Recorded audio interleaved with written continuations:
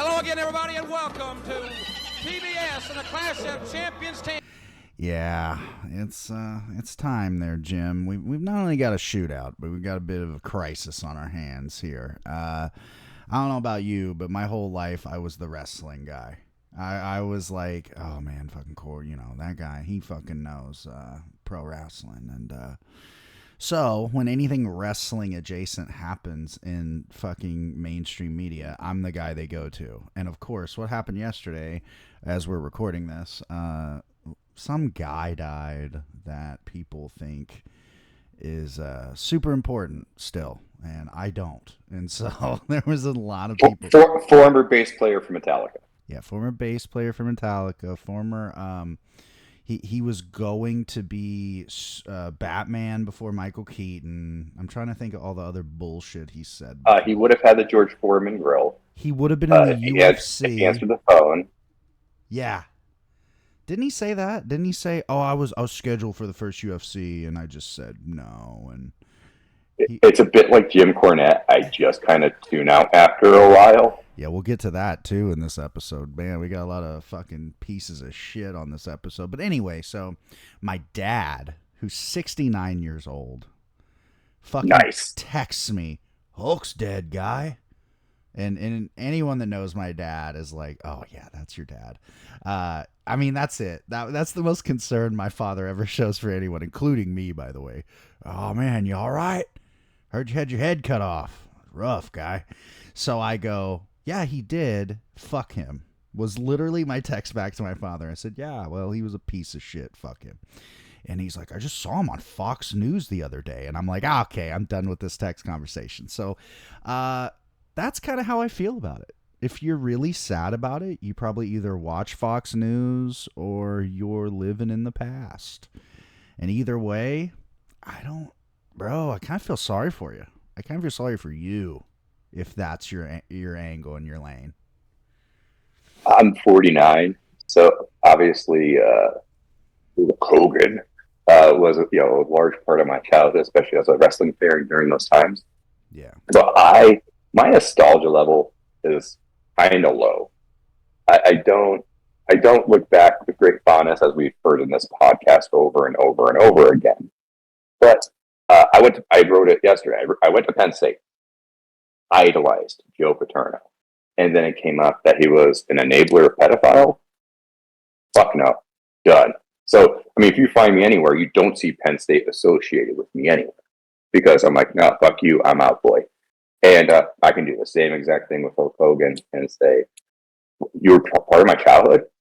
I don't care. Lots of pieces of shit have been part of my childhood. I can cut you up so easy. So for a person who visited Alligator Auschwitz last week or whatever, I just say karma is a bitch. Oh, 100%. So I a lot of people feel like it's needed to, make a little statement, because he was such a big deal at one time. And I feel, okay, we'll do a little statement, and that was our statement. So if people want to get mad, hey, listen.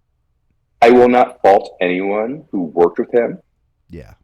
Who, wants to, pretty kind of from that work environment perspective. I do believe Tony Schiavone nailed it. Yeah. He didn't lose a friend. He lost a coworker. Yeah. And that's, and seriously, if you think about, I'm 49. If you're reaching out to me about a person I worked with 25 years ago, I don't know what the hell I'm going to say about them, whatever path they took in life. But Tony Schiavone really nailed it. And then also Mark Henry's DJ set nailed it last night. And also Shane Taylor Promotions. Shane Taylor had a great Instagram post as well. If you have not seen the Mark Henry DJing last night, I did repost it.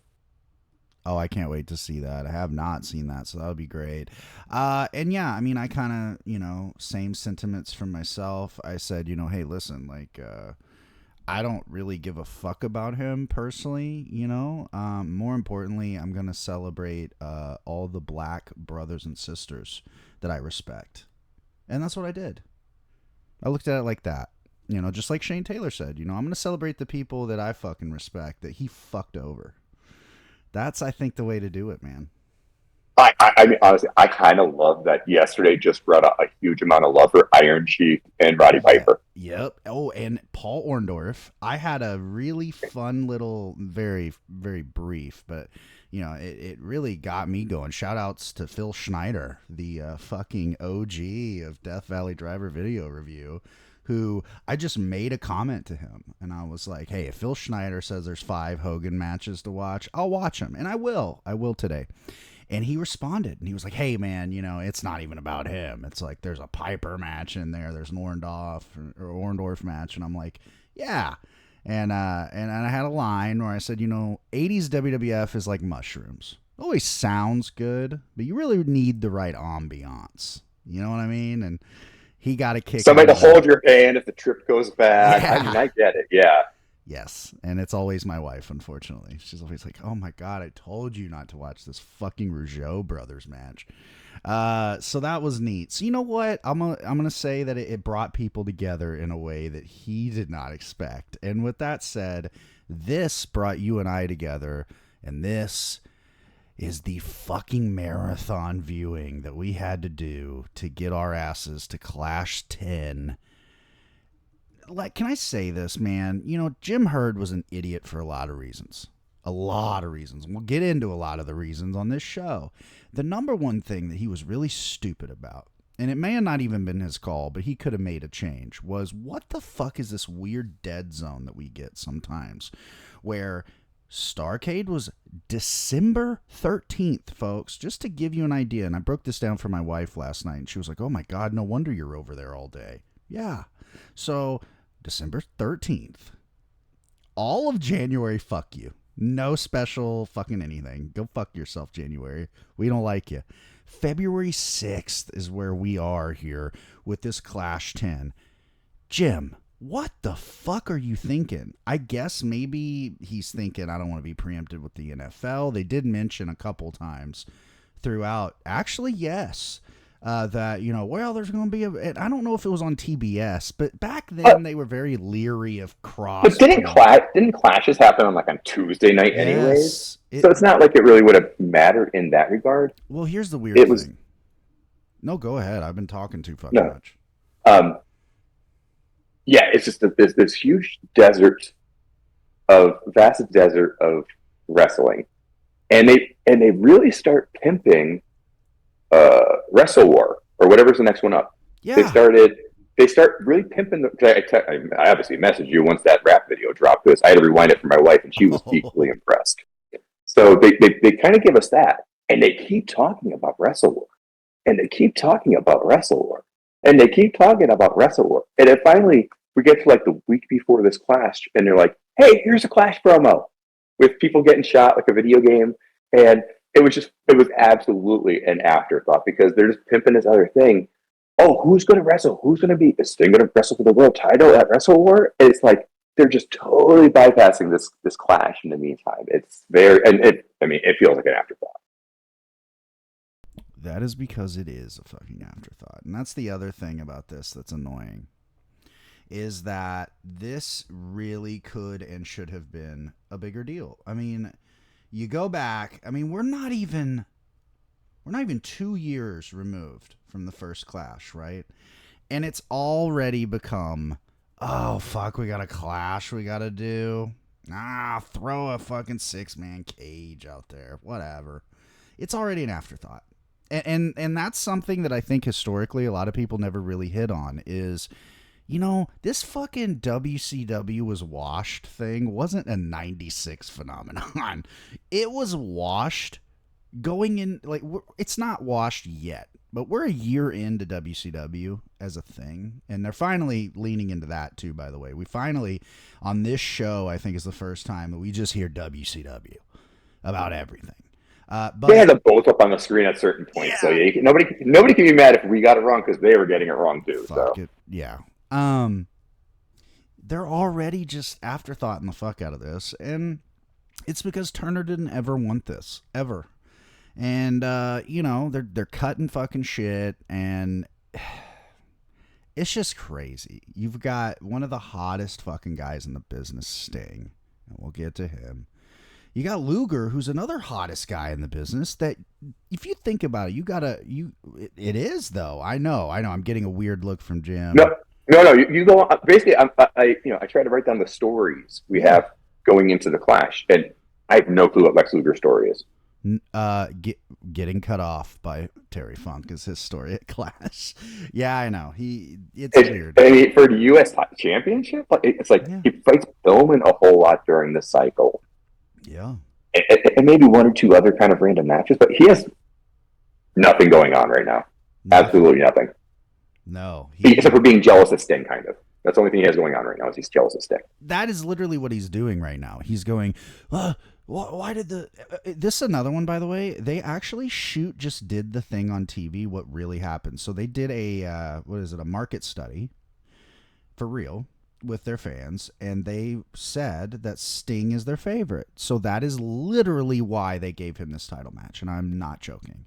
That alone. Okay, so I think Luger's shoot hot here because all his promos is just, why is he getting a title match? I'm the U.S. champion. I'm Lex Luger. And I'm thinking, dude, he's not a good enough actor. He's really fucking mad at this shit. And we know, like, Lex was he was the narcissist in WWF for a reason. Like, he won a tournament, right? Didn't he, win a tournament? I mean, that kind of makes sense why you get a title shot. Like, I don't know. Like, yeah. There's so many just, dumb talk. Yeah. And I realize on here, we talk for 2 hours, and I say a lot of dumb talk, but this is, my 11th podcast. I'm not an experienced broadcaster. These guys, I expect more from these guys. It's like they just talk to talk. It gets so annoying. Especially Lex Luger in this one right here. The fucking little... I don't know what he's doing with his hand, by the way. Is he trying to frame the camera for himself? I don't know. I swear to God, I don't feel like WWF ever did this as much. AEW definitely doesn't. But they talk about Lex Luger and his palatial estate with his many imported linens and draperies. And, they really try to hype up how rich and opulent everybody is. And I'm like, I see the clothes Lex Luger wears. I see his hair in the one episode. I know he's going to Supercuts. Don't give me this palatial estate shit. He's got the Kmart, the blue light special, brother. Come on. That fucking white shirt, buttoned up all the way to the bottom of your fucking chin. Come on, dude. He's like, can I get an extra button added? I need one more button that. To go up. Can I get that? Yeah, I had that as a toddler. I had the toddler version of that, and I guarantee you my mom didn't go somewhere nice, okay? We had no money. Okay. Great thing about the cycle is, yes, you and I are absolutely going to agree on the best thing about this cycle. And what is it? Cactus Jack Manson. What? Literally, maybe the only great thing of the cycle. But Cactus Jack Manson arrives the first episode after Starrcade. And they talk about him before his match. Yep. They talk about him during the Gary Hart International, or whatever we want to call it at some point, goes against Ace Steel, Rock Hard Rick, and some other jobber. And during this match, they're talking about Cactus Jack. Yeah. The next match is the Steiners versus Rick Fargo and Cactus Jack. Yep. And Cactus, even though he's teaming with Rick Fargo, we know he's different. They've already talked him up. And the other thing that happens at the start of this match is he's talking shit at the Steiners. Yeah. Jobbers don't talk shit. They sit there and take an ass beating. And Mick is talking shit. They talk about how he doesn't feel pain. And after each tag team match Cactus Jack has during the cycle, he will beat the crap out of his partner after the match and then deliver an elbow drop to the floor that is just so mind-blowingly unique for this. He just stands out. And every time he does it, I'm like, I don't need you to do that, Mick. Don't do it. You don't have to do it, man. Beat up some other. Just him with a chair. I don't know. I know. Because I just see his hip hitting that concrete every time. Dude. At some point, they say he's not going to live to be an old man, and they're like, "Fuck you, he did." Thank God, too. Yeah, but Cactus Jack Manson is he is S tier for this cycle, and I'm not even sure if anything else is a B tier. That's how impressive he is for me. You know what? I'm gonna surprise you probably, and I know it's not fucking trendy right now to say. I'll tell you who might, maybe not S tier, but boy, he's moving fast. Is old Mean Mark, brother. I'm telling you, he is tremendous, and here's why he's tremendous. And I finally figured it out. Even at this point in his career, which is very early. Now I know he's Taker by the end of the year, but that's an amount I can't even process that in my brain right now. Right now, his gimmick is be on meth behind Teddy. And boy, let me tell you, he delivers plus on that fucking arrangement. I absolutely can see Vince McMahon seeing this man and going, he looks dead. Yeah. That man needs an Undertaker. Ooh. Like, yeah, he's just, no, I'll say Mean Mark is A tier. He is A tier. And the reason I'll say that is because, right, basically we just kind of drop Sid and say, oh, we got rid of him. Yeah. And we brought in Mean Mark. And the reason why I would put those two in different tiers, though, is I was much more interested in Cactus Jack's every loss versus Mark Callis's every win. So he was more interested in me in defeat than Mark Callis was in victory. So that's why I kind of separate them there. But it is an impressive, debut, bringing him in pretty seamless. Get him with Dan, get Teddy talking. Mm-hmm. We can get Dan talking a little bit too, but whatever. But yeah, it's the man. But the Cactus Jack is he's bringing it, bro, every week. At some point later, I don't know how we're going to cover this because so many damn episodes, but later, near the end of the cycle, when every time Kevin Sullivan is wrestling, Cactus Jack is at ringside reading a book. I love that.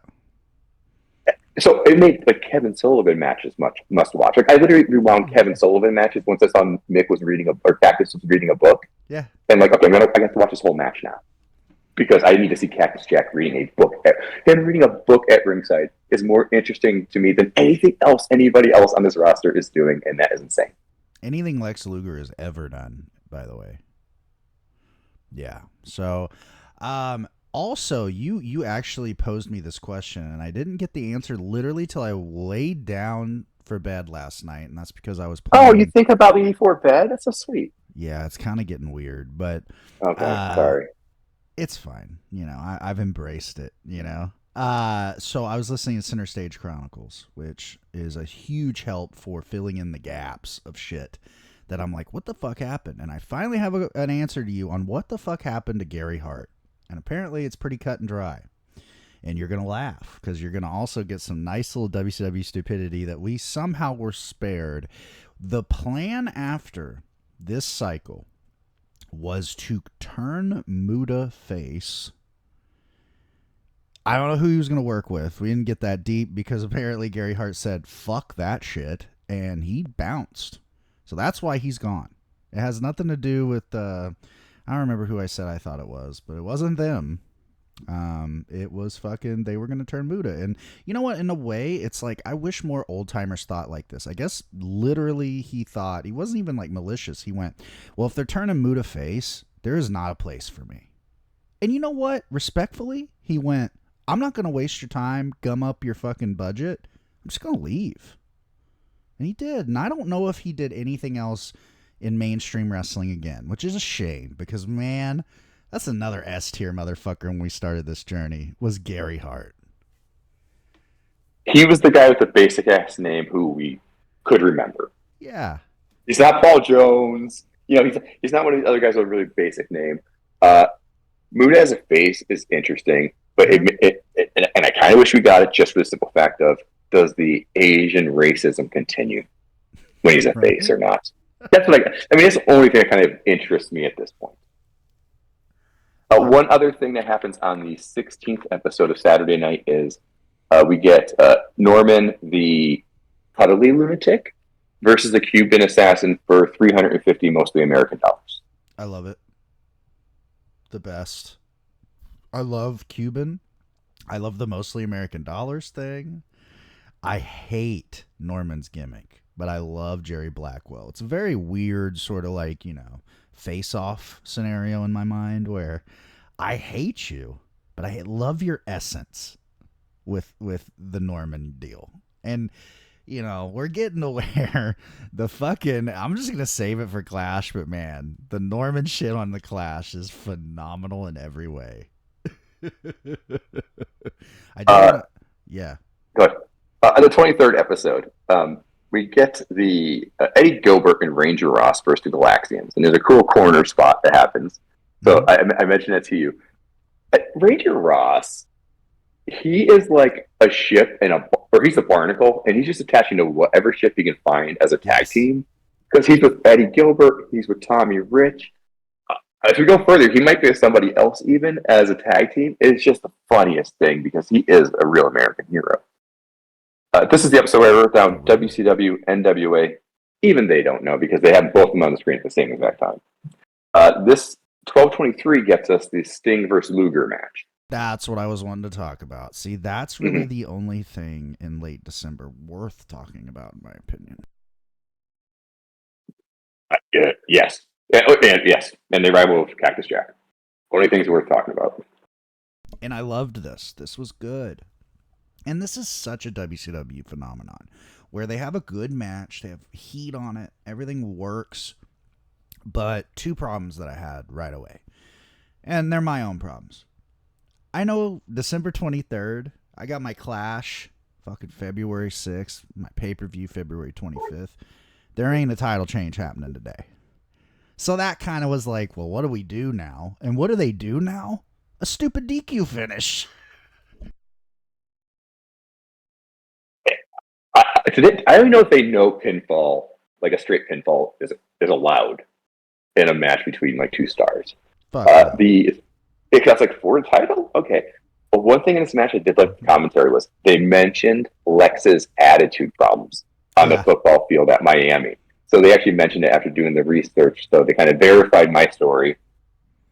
Sting's makeup looks so bad. That was weird. And he has a bad little ponytail. And like, I don't know, man. I just wish his makeup was better. And yeah, we got a DQ with a splash on the chair at the end.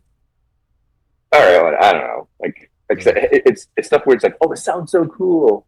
Yeah. And then they're like, nah, we're gonna, that pizza sounds good. Well, cool, we're gonna, put ketchup on it. Yeah, exactly. Ketchup and fish sticks. It's like, wait, why are we putting fish sticks on the damn pizza? What's going on? Yeah, what the fuck are we doing, man? The other thing that I thought about, I was like, what the fuck's going on? First off, was this the recruiting process maybe for Sting into the Horsemen, perhaps? Maybe he had a rough night, came in like right before the bell rang. Maybe that's the excuse. You know what? That would have actually made this better. If JR would have went, well, you see, he's recruiting with them Horsemen. I had a rough night. Come in with some barfly. See, that's the shit today that would happen. Back then, no one was that 3D with it. You still had the two-dimensional character. Very few 3Ds. I think the truth is just that nobody here is funny. Yeah. Like, nobody here is funny. Like, they already have funny. It's like, just like, oh, drop a racist joke, and that's fun. And yeah. So the comedy never quite works when they attempt it. And yeah, it's just, I swear to God. Jimmy Cornette, I don't know. Dude. I've now made it a rule. I'm not rewinding to hear what he said. I'm good. Life will move on. We're good, man. There's a pre-tape where I believe, I think the Hillman Z-Man, there's a pre-tape with the Freebirds. Yeah. Oh, they're calling him Michael PMS Hayes, I believe. Yes. And I wanted to give two alternates for Jimmy Garvin. Be dongless Jimmy Garvin. Yeah, I love it. Or gangrenous Jimmy Garvin. So those are my two options. Again, if I can go on a time machine, I would give that to them. And Jimmy, and this is the best part about Jimmy Garvin, when you're saying it, he's such a good little shit heel. He'd be begging off like, no. And I'm not dongless. Look. He fucking rolls out Precious just to be like, I fuck her. What are you talking about? Amazing. It would have fit the fucking motif of really offensive 1990 too, by the way. I can't believe they didn't do that. You talk about, I'm fucking Precious over here. That would have been amazing. JR creams his shorts every time she walks by. Yeah. Don't you remember the old shows? No, we don't, Jimmy. But yeah. Do you want to know? Hit it. Because it's very brief. These are my total notes for the January 6th WCW show. You'll love this. This is Wait. Let's finish up 12:30 first. I want let's do it. Let's close out the 80s in the proper respect as we head into the 90s. Like for me, it was like a big moment. I'm like, oh, next episode's the 1990s. Okay. This leads me to a fun idea. Once you're done, I have a fun idea. Yeah, because you're like, what happened on this episode? Oh, I have things. 12:30 episode. We get the Flying Z's versus the Freebirds joined in progress. Freebirds get disqualified for shaking the rope. Amazing. Last week, Jim Cornette signed a contract where he gets a 5-minute match with Shane Douglas this week, and then Stan Lane tags in for it, whatever. Tommy Rich and Ranger Ross. They appear in a inset on the screen. Ranger Ross is in a suit. I'm assuming he has a court date as the Motorcycle Bandit, and they get as close to each other as Mick Jagger and David Bowie in the Dancing in the Streets video. Like I'm like, kiss. You're so close. Just kiss, guys. Tommy and Ross, kiss. They're so close to doing it. Then the next match gives us Rich Ross, which is my name for the 2 episodes. The Ranger Ross, Tommy Rich team last. And they take on Cactus Jack and Nasty Ned Brady. Cactus is hardly in the match. Nasty Ned gets pinned. Cactus beats the shit out of him afterwards. It's a tradition as old as time. Yeah. And there's a Sting and Dragon Master match. That's always going to be amazing. And Ole calls Dragon Master Sakurada in his promo. That's awesome. I love the I don't give a fuck about kayfabe. Muda, Buzz, Sakurada, Gary Hart. And I'm like, yeah, I write that one down. Ole can't remember.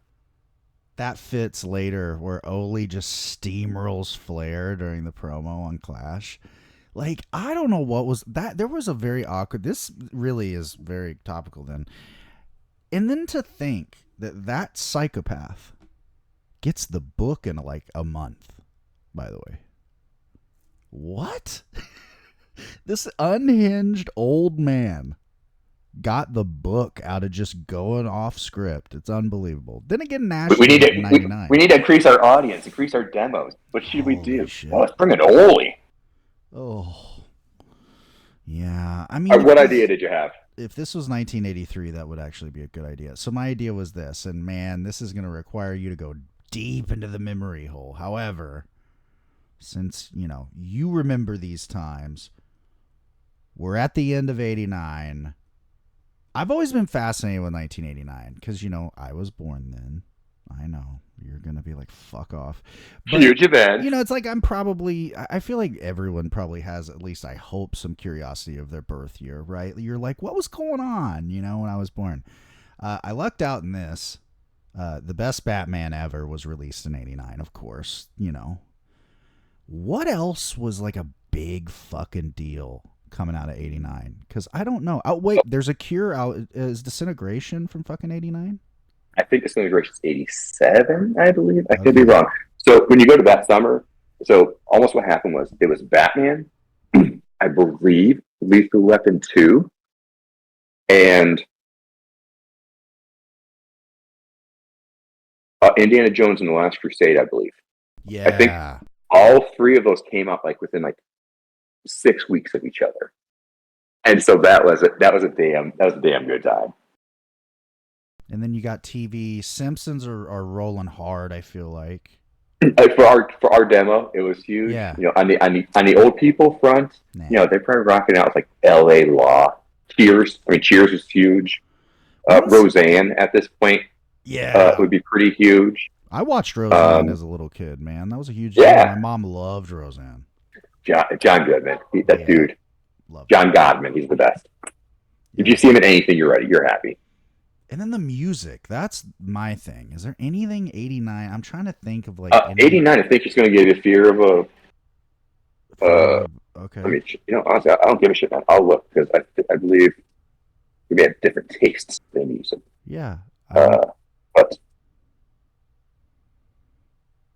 honestly, it is a bit of a dead spot for music at that time. I don't know. I'm like, I know Tiffany's happening. Maybe that's the problem. Fear of a Black Planet is 90.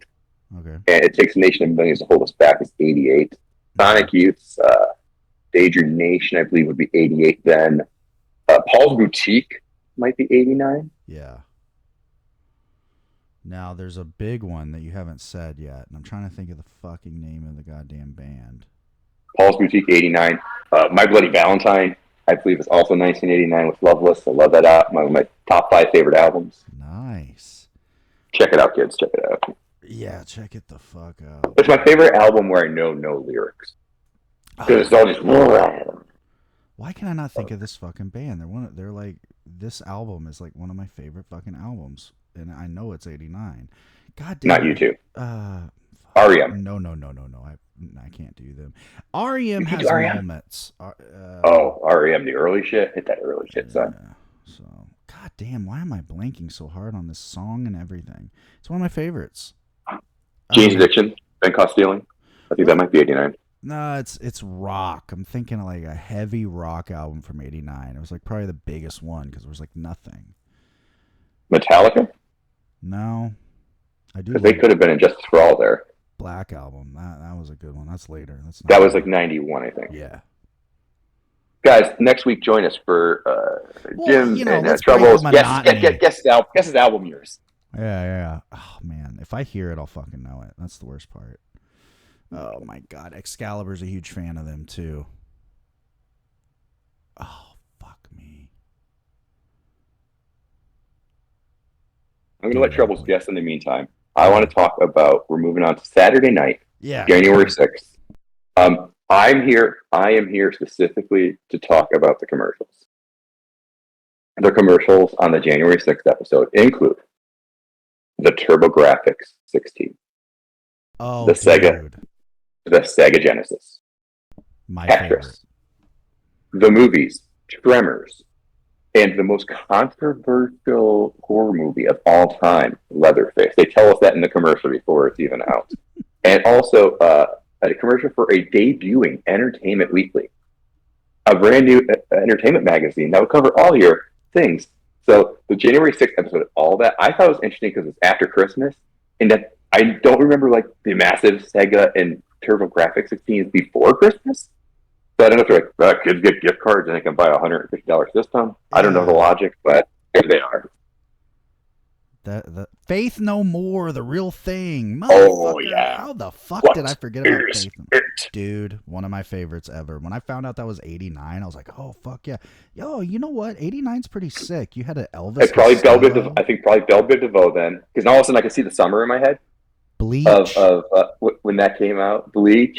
Yeah, buddy. Probably Belle Biv DeVoe. Dr. Feelgood came out. Man, 89 was I love Dr. Feelgood. That's damn good song. Oh my god. We're missing the number one. How do we fucking forget that 89's when fucking Pretty Hate Machine came out? Honestly, because in my head, I think I have it as like 91 in my head. Yeah. And it's probably because that's when it made it to me. You know what I mean? Yeah. In my head, Nine Inch Nails did not come out in middle school. There's a Lou Reed record from back then. I gotta check that out for sure. With Lou Reed, always just tread lightly. Oh yeah. But I'm a guy of the Beat generation, teen. Are you a Velvet Underground fan? Fucking huge, buddy. Yeah. Okay, me too, bro. I'm a sick fuck. Okay. Anyway, so back to the shitty wrestling. Yeah, the music was really cool. Let's get back to the wrestling now. It was really cool. Didn't translate it all to wrestling. Yeah, the January 6th episode gives us Mean Mark Callis joining the Skyscrapers. And if you're asking, yes, he does the step down the rope. Not as far as he does with The Undertaker. He takes like 2 little steps down. Mm-hmm. By the time he gets to be The Undertaker, he's confidently hitting that middle of the rope. But here, he takes about like 2 steps. Yeah, he's doing enough to get a job, and that's it. Rock and Roll Express return. That was great. So that's kind of fun. Revitalize the tag teams a little bit. Give us a fresh matchup at least. Yeah. After Lee Scott is met. Oh, is this weird? Oh, so Cactus Jack teams with Lee Scott, beats the crap out of him after the match. This gives Lee Scott his first mic time in forever. Yeah. We've literally never heard the man speak. He comes out and says, "I want Cactus Jack to come out here and kill me next week." Yeah. Wait, I might have written that down wrong. I'm not sure. It might have been have a match, but whatever it is, it's going to end up with murder. He's gonna die. And then Tommy Rich is taking on Agent Steel. Yes. Cactus Jack comes out, This beats rules. Steel's ass, tosses him from the ring, and then Tommy Rich and Cactus Jack wrestle, and Tommy wins with some kind of sunset with the hold down thingy, and I'm like, I can't believe Cactus Jack is losing to Tommy Rich. It was a rough landing. Let's say that. I didn't know. I had to go back. I was like, what did he even win with? What kind of weird roll up was that? I don't know, but it was there, and that's all we're gonna say. It was like two moves had a baby, and we're undecided on what the name is. One thing they mentioned it is, so there's a interview with Jimmy and Michael of the Freebirds, and they talk about 4 members of the Freebirds, and this stymies JR and I think Cornette to no end. Oh my god! And I'm literally like, Terry and Buddy. Like Yeah, it doesn't seem like that far of a stretch of who could 2 additional members of the Freebirds be. Right. What is wrong with you? What is wrong with you people?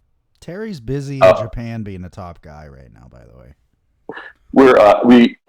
My things are really out of order because everything's out of order. But on a January 5th Power Hour, we do get Cactus Jack versus Pillman. Yep. There is a rough clothesline over the rope in this match. Every Cactus Jack match will have a very rough over the rope situation. Oh my god. We get a Funk's Grill.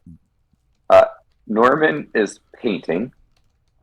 They don't want to see it. Then Woman comes out, and this is the whole just weird Norman situation. Feel free to say what you got to say about it. Dude, Norman and Woman is very uncomfortable to me. It just is like, what's the angle? Because it's like you're doing the lovable stalker on one level, which is weird. And then even on a weirder level, you got like the guy that's, developmentally delayed, that Woman's manipulate. Like, I know it's 1990, but even then, you can just tell people are like, what are we watching? Huh? It's pretty much the same story as her and Rick, except for now she's explicitly evil, and before she was implicitly evil. And it feels more insidious somehow. It's like Norman. Yeah, it does. It's just this weird thing. Yeah, it's just a weird thing, and Terry has no problem encouraging it. No. As we work through these Funk girls, it'll be some week in the future. I'm like, Terry Funk, and people like his persona in my life is why I'm in therapy now. Right. Like he says some things, and I'm like, oh my god, it's like I get a PTSD from my childhood or something. He's just so creepy, just creepy. Even if he's not trying to be creepy, he's creepy. Yeah. You feel ill intent. If he said, "How are you feeling today?" Like you're trying to figure out. He's like, "Oh, he's trying to figure out how to kill me," or he's trying to see if the poison's working yet. Yeah. Everything he says just has this drip of dread to it.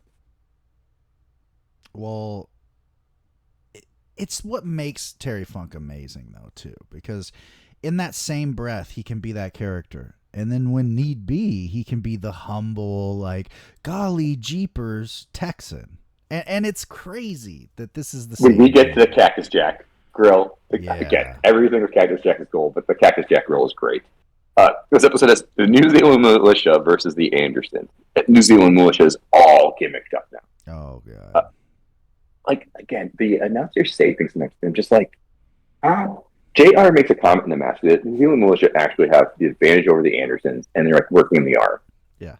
And JR says, I'm surprised New Zealand Militia is the ones, working a limb. And I'm like, they're professional wrestlers. It's like, it's a basic technique. It's like saying, like, going for a pin. It's just such a weird, dumb thing to say. Like we know it as fans to work a limb, but New Zealand Militia who've been tapping out don't understand limb work. I don't know. And this one also gives us, we get Wrestler of the Week every week. Yeah. I bet you didn't even write them down, so I'm going to quiz you. Who is the Wrestler of the Week for 1-5? And I'll give you a hint. You hate him. Oh, fuck. Norman? Z-Man. Oh, fuck He is me. He is the wrestler of the tag week for team. 1-5. Yeah, I totally didn't even fucking pick up on that. 112 Power Hour. Pretty decent matches. We get Flair versus Gilbert. Yeah. And we get Arn versus Muda with the title change. You totally you went past the best match of this whole month. It's on the 11th, or what is it? No. Which one? Hit it. Main event, January 7th. Flair defends the world title. So this isn't even a non-title match against Bobby Eaton. And there's a fun story as to why this match even ever happened. So this is right at the fucking zenith of Jim Herd fucking with the Midnight Express. He has said explicitly, this is crazy to think about. You guys are old. Jim Herd looked Jim Cornette, who, by the way, at this time is like 30, in the face, said Bobby Eaton, who again is like 30, and Stan Lane, who I'll give him, maybe he's 35, are old acts. You're just old. You're old hat. You need to go away or something. You need to, like, a mix up. Flair is running the booking committee at this time. He gets wind of this. He hates fucking Herd anyway. And he goes, and he loves the Midnights. A lot of people don't realize Flair is why the Midnights came into the Crockett to begin with. The whole thing with Flair touring as world champion there at the end for Crockett was he was a talent scout. And Midnights he saw in Mid-South when he was doing a shot at the Superdome, and he went, I fucking like those guys. I'm going to tell Jimmy about them. He did. They got a job. So he's very, that's one of those little, like, ties that people really don't think about. Like, Cornette, the Midnights, and Flair are close. I just checked the ages. Yeah. Bobby's about 31. There you go. Dan is like 37. Who? Stan Lane. Okay, yeah, he'd been He's around like 37. a while. He did fabulous ones in 80 in Memphis with Steve Kearns. Yeah, looking good. I mean, he was born in 53. Okay. So, yeah, I think he got 36, 37, something like that. But 3 years look older. good, man. Look good, bro. And then Cornette's probably literally like Bobby. I think they're the same age, like 30, 31. I refuse to put him in as a search term. You're fine, yeah. I just know because they were fucking hanger-ons in fucking Memphis together. But anyway, so Flair went, oh, yeah, there's no money in the Midnights. I'm going to go one-on-one for the title with Bobby on whatever fucking show it was that night. That's why it's on a weird main event, because he went, fuck it, we're doing it tonight. And everyone's like, what? And it's a 20-minute fucking classic. This is one of those Flair matches where he gets out of the formula. He beats the fucking shit out of Bobby Eaton. He throws him around like fucking nothing. But then the best part is he gets the shit whipped out of him by Eaton. He puts over the like collusion and how good of a team the Midnights are. And it's a thing where literally at one point you're like, Flair's hanging on by a thread here. We're going to go to a new fucking world champion. Bobby Eaton's going to win the world title. He goes for a flying knee drop, misses it. Fucking there's a melee bullshit. Stan and Corny get in, and the finish is amazing. He goes, all right, Jim, there's no money in it. I'm going to have a classic, and here's going to be the finish. He literally beats up Corny, takes the fucking racket, whips his ass with it, hits Bobby in the fucking head with it. 1, 2, 3. Okay. And by the way, that was the biggest main event they'd done since WCW started. So I like that little story where it's like, oh, Jim Herd, you know the wrestling business? Let's show you real quick. And this leads to angles going forward. Like I think what we'll talk about next even maybe, one of the WCWs where Cornette and Flair are in the ring together, and then it leads to Woman coming out in the big ultimatum. But like, it went somewhere. I missed that main event. And I guess the one thing that's kind of annoying is they usually do a good job of replaying more important matches, kind of, at least like the second half of it. And who knows, maybe because Jim Herd's producing and going like, fuck no, we're not replaying this to give those guys any more shine or something. But yeah, no, I missed that match because I think that's the only one of main event I missed. So I'll send it to you because it's worth watching. It's fun. It's a good one. But yeah. This next interview, the 13th episode of Saturday Night is Corny interviewing Flair. Yeah, so that immediately worked. But you were talking about him and Gilbert on Worldwide. Also another great fucking match. I think that's what you were mentioning. It was Power Hour, I believe. Power Hour for the 12th. Okay. Oh, yeah. Flair's just hit. Flair's. Yep. chopping up some nice matches out there. Yeah, this was great, man. I mean, it's like what was it, like 6-7 minute match. I know you don't have that in front of you, but I remember.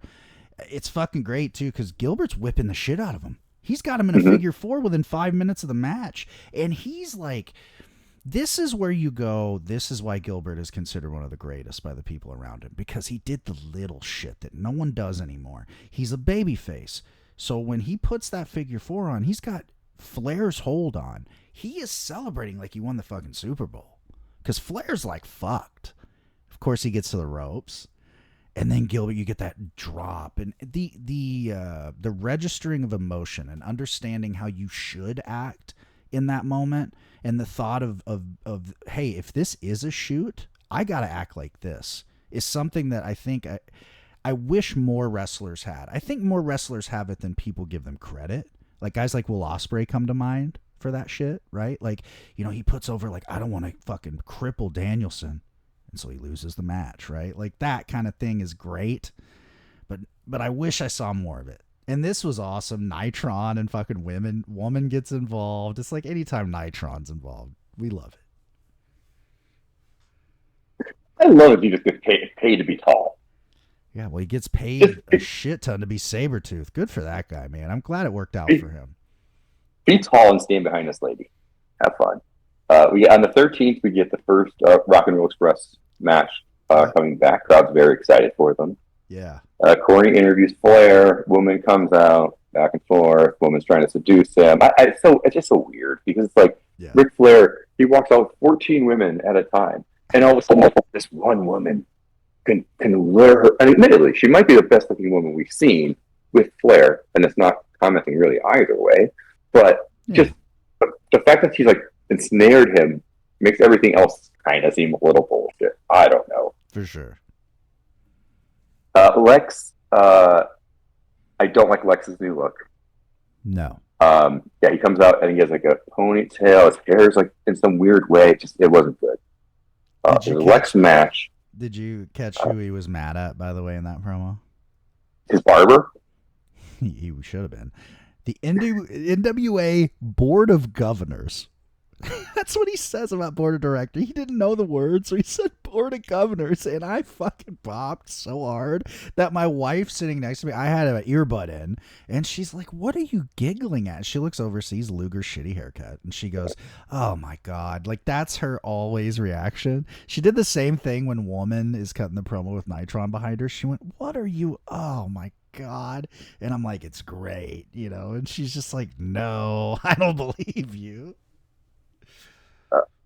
Lex gets a match. Yeah. And Kevin makes a good, interesting thing. He says Lex wants to defend his title in Maryland because he'll get more leeway there. So they're, once again, kind of evoking the state athletic commission. So it's just an interesting kind of just throw in that definitely went over my head as a kid. And then we get the classic Cactus Jack versus Lee Scott. Yeah. And this is where they say Mick Foley's Cactus is going to die a young death. And maybe Cactus Jack did. But Mick Foley went on. Thank God. And yeah, he just kills Lee Scott. He should have. Yeah, I mean, hey, give my boy a win. We've been talking him up, giving him so much screen time. It's great. 14th main event. JR spent some time commenting on Lex's chiseled abdomen, and again, they mentioned the fact that he played pro ball within 2 years of high school, which is just still amazing to me. It's fucking. The Road Warriors are like cars. They run over people. If you weren't aware. Nice. And this isn't me repeating myself. We get Sting versus Dragon Master. Yeah, they went around the horn. And it's like, why? Why that match? Bizarre. Dragon Master is no different than Ranger Ross for me. Yeah. It's just like the same thing. We do get the Freebirds versus Rock and Roll Express. On that main event. So, that gives you a good feel. You'd have to go, that gets 86 and shit. Yeah, well, and it would have been better if it was 86, but in 90, it's still pretty good. Mm-hmm. For sure. I did write down, one thing I did want to mention was I did go back and watch the, let me see here. Oh, yes, the Power Hour January 12th TV title match where Muta dropped the title to Arn. Really fun match. Very WCW finish, though, where everyone has to be at fucking ringside. Apparently, this is the exact match where Danielson saw the cattle mutilation and decided to start using it. And that is a very credible source because that is from Rob Naylor, who would know this shit. So, yeah, he watched it, and I see why, because this match was super, super good. Muta just whoops that ass. Arn's a fucking tank, so he hits the DDT, gets the win. Another weird moment, too, where the title is not in the building, I guess, because I never saw it. So that was a weird one. And let's go back. Yeah. I did love the little highlight of that weird 8-man tag with all the tag teams from Worldwide they showed on the January 20th show. I love that. That was neat. I was like, oh man, it's one of those things until you see it, you're like, you think the tag division sucks. It's like, no, the booking of the tag division sucks. Because you got all these teams. You got all the fucking teams you need. And that's a frustrating thing. And the frustrating thing is you have all these teams. And the second frustrating thing is nobody can cleanly beat anybody. Mm-mm. And so nobody ever truly looks strong. Exactly. I mean, it feels like half the tag team matches just end with people hitting each other's chairs. Yeah. Your favorite Randy Ross gets a TV title shot. I know you were excited. I have a question for you. I'm going to ask you now, even though they'll keep talking about it. Yeah. Do you know what the big current event was at this time? Because they only mentioned somebody's name 12 fucking times during the cycle. Oh my God. No. Manuel Noriega. Yeah. He gets mentioned more than Tommy Rich during this cycle. So I'm assuming he got murdered, something happened? It looks like, and that's why I'm explaining his Wikipedia real fast because I did it beforehand. I believe that's when U.S. had invaded and he was deposed from power. Okay. And so they mention it every fucking week. Well, if it goes a week without them mentioning it, yeah, please let me know, because Jim Cornette just cannot stop. Him and Jim Ross, it's like their favorite topic of conversation at dinner is Manuel Noriega. And how can we make a joke about Manuel Noriega? And I got to tell you, I'm imagining at age 13, those jokes probably weren't landing very much. And I'm going to go for a huge guess with this WCW audience. Probably not huge keepers up with the world news, if you know what I'm saying. No, look at the fucking arenas, okay? They probably couldn't spell Noriega. But, that goes to that whole weird TBS obsession with being current. And is this a tie-in with CNN now? What is the fucking reason for that? I mean, they were so stupid that they would think like that. I feel like when announcers, again, it's kind of like that not being funny thing. I feel like when the announcers just try to slam in current events, it just feels so forced and weird. And they love it in depth. Michael Cole always loved doing it, or was forced to do it, or whatever. And Jim Cornette cannot stop him from mentioning whatever current event is happening and thinking his joke is funny. Yeah. Another guy that is not funny is Buzz Sawyer, but man, that Louisville Slugger segment was the worst of acid trips I could imagine. I think I kind of just I think I just missed something. I was like, I'm good. I don't need to hear it. Again, it's a Jim with Cornette. I don't rewind if I miss something because it's just me for it. It's only good because he just keeps bullying his way into the conversation with Cornette, and you can see Cornette is fucking terrified for good reason. But he's just I was gonna say that, because there is a point where Buzz goes, and let me say, you were gonna say it, because they go to say the same thing, and Cornette's wide-eyed, you can say it. Oh, it's yes, sir, Buzz. It's so fucking amazing. And then he tugs at Dragon Master's little mask beard, and I don't know what that was about. Oh yes, so right about here is where we lose Gary Hart. Yes, and now Gary Hart International, minus the Gary Hart, so I guess we're just international at this point. The faction formerly known as J-Tech is now Buzz Sawyer as the mouthpiece up front and center, and then behind him is Muta and Dragon Master in these fucking awesome masks. Yeah. And they just stand behind them just lurking, giving you future nightmare fuel. And he's stroking them. It's worthwhile. It's Buzz Sawyer just being a mouthpiece and just speaking off the cuff. And two Japanese guys trying to scare us with their masks. If you know of Buzz Sawyer in a vacuum, the man was amazing, but unfortunately, he wasn't so amazing. You know who? 19th Power. Good. No, what were you gonna say? I would say 19th Power Hour. We get Gilbert and Luger. Yeah, that's what's possible. And this is where we get Cactus Jack on Funk's grill. Yes, and you fucking. And Cactus Jack gave me a really great life motto. I would rather hurt a man than love a woman. Wow. We know Mick Foley really doesn't believe that. Cactus talks about how he doesn't care about money. And that gives Terry Funk an idea. So Terry Funk tries to hire him as a hand at the Double Cross Ranch. Yeah. So he's like, no, you kind of come out, you don't need money. He's like, are you a bean or a steak guy? And Mick Foley's like, I'm a bean guy. I'm a bean man. And Terry's like, I'll get you all the beans you want. And this is where I'm like, Terry's just like, I don't know, man. He's dragging something out of me from my childhood, and I don't totally know what it is. Yeah. It's just like some kind of man tried to lure me to a ranch one time, and I don't know what happened. Dude, I mean, anything with Funk is gold. Anything with Cactus is gold. You throw them together, especially in this early time, it's like, fuck, man. You can just see what happens later. It's like, man, yeah, I can see why like they added barbed wire and fire to this. This is great. Like, what else is going to make this better? It really just seems like Terry Funk sees Cactus Jack and thinks he had an illegitimate son he left in Long Island. 100%. Because it's just like my prodigy's coming along. It's like Sting and Darby. You know, it's just my wrestling offspring is here for us. Yeah. That was great. We get Buzz Sawyer versus Arn on this episode for the TV title. That's one thing. That's one of my yays here was the weekly TV title defenses. Yeah. Arn coming out here wrestling good people, so he goes against Buzz here. They mentioned fucking love Manuel Noriega. Coronets is some racist shit. JR rolls his eyes at least. And this wrestler of the week, Arn Anderson. And fucking actually proud for real. Damn proud of you, deserve it, bro. For sure, man. That's a kayfabe and for real one right there. Yeah. Okay. We got Cactus. The 120 Saturday night. The 120 Saturday night. Yeah. We get Sting versus Mr. Asia.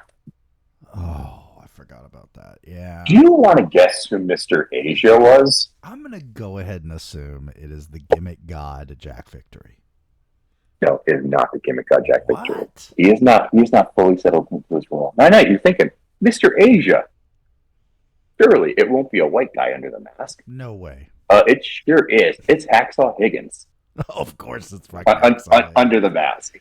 And this was the match that made me say, JR guesses weights more than he calls holds. Oh my God, yes he does. Well, you know, he's probably a good 280 pounder. And I'm like going, are we fishing?